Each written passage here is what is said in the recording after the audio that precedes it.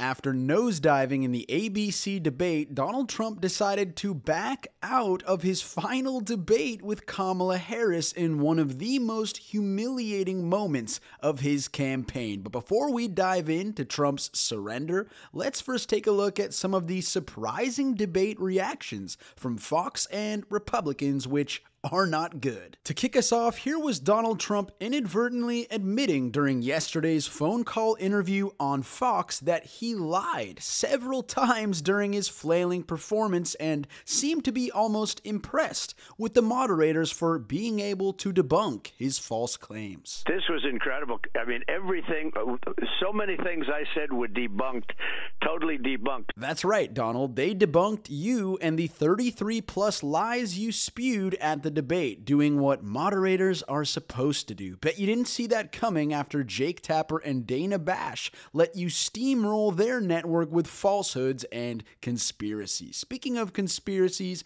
Mike DeWine, the Trump-supporting governor of Ohio, was forced to go on the record and shut down Donald Trump's crazy cat conspiracies. Never thought I would ask you a question like this. Is anyone with undocumented status in Ohio, is any legal citizen resident of Ohio eating dogs or cats illegally? Well, Major, this is something that came up on the internet, and the internet can be quite crazy sometimes. And look, the mayor, Mayor Rue of Springfield says, no, there's no truth in that. They have no evidence of that at all.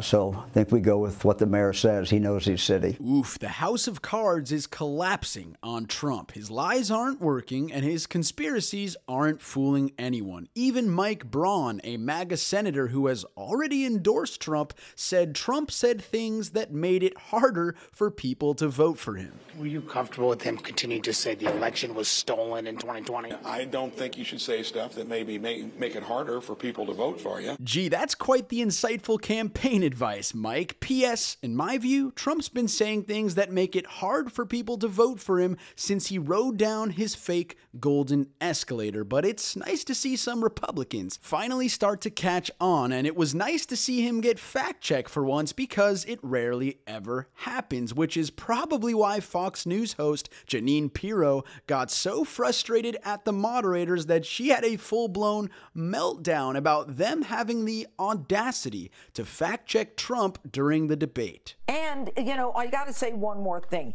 Who the hell do they think they are fact-checking? They're journalists, Jeanine, remember? Or have the wine boxes made you forget what profession you're in? What an embarrassing network. Even her co-host, Jesse Waters, seemed triggered by the fact that their golden goose got cooked on the debate stage, solemnly telling his audience that they shouldn't expect Donald Trump to change. I think we should all stop saying Donald Trump should have done this and that.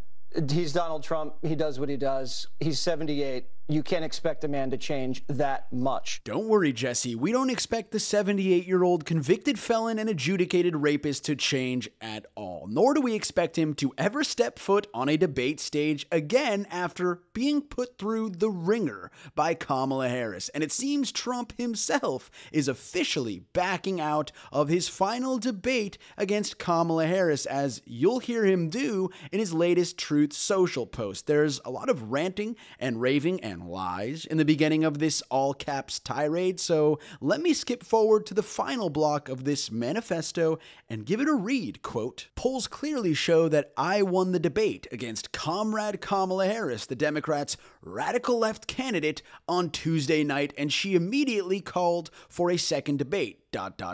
She was a no-show at the Fox debate and refused to do NBC and CBS. Kamala should focus on what she should have done during the last almost 4-year period. There will be no third debate, end quote. First of all, there was no Fox debate. Second of all, Kamala Harris said she would debate Donald Trump on any network. And finally, Kamala Harris has spent the last almost 4 years adding back the jobs that Donald Trump lost during his failed first term. By the way, this whole message is just Trumpian code for I don't want to get humiliated anymore or exposed for being an incoherent, incompetent, and insecure toddler again. Hence why he is dropping out of their final debate. And By the way, even Fox News host Neil Cavuto had to hit Trump with a fact check that there are 0 polls that showed Donald Trump as the winner of Tuesday's debate. He says, and he's commented a couple of times today, that he won the debate and all the polls show that he won the debate. I haven't seen a single one. That is because they do not exist. And just to show you how far gone Trump is after Tuesday night's annihilation, he went back on Fox to falsely suggest that Kamala Harris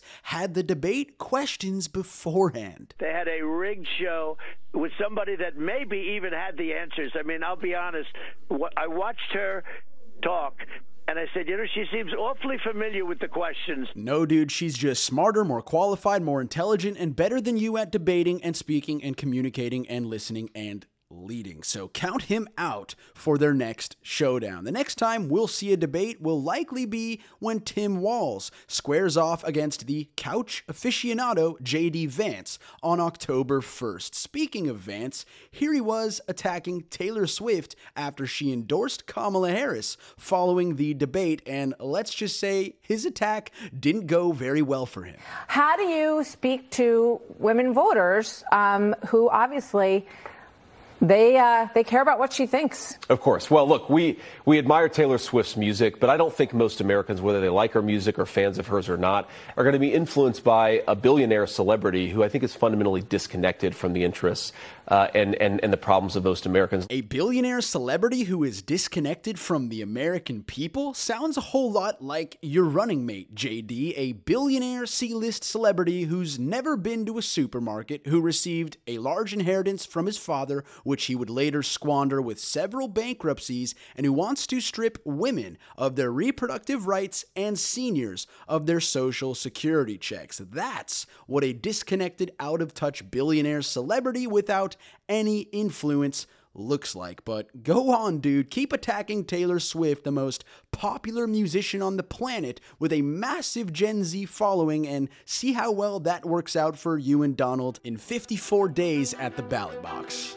Thank you guys for listening to today's episode of the Gen Z Perspective. If you enjoyed it, please subscribe to the show and give us a 5-star review on Apple, because as you can see, the MAGA lunatics have bombarded the podcast with 0-star reviews. I think we're worth a little more than that, but I also think it shows you how terrified they are of our generation. Thanks again for tuning in, and I'll catch you guys next time on the Gen Z Perspective. The Gen Z Perspectives theme song was created and produced by Pokari.